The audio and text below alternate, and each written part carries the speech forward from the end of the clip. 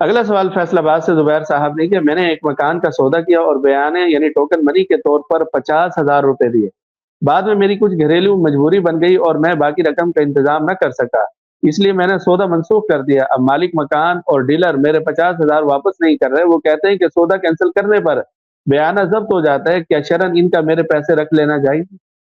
جی، عام حالات میں تو اس طرح کی گنجائش نہیں ہے، اس کو بیع عربان کہا جاتا ہے یا عربون کہا جاتا ہے، اور حدیث میں اس سے صراحتاً ممانعت ہے۔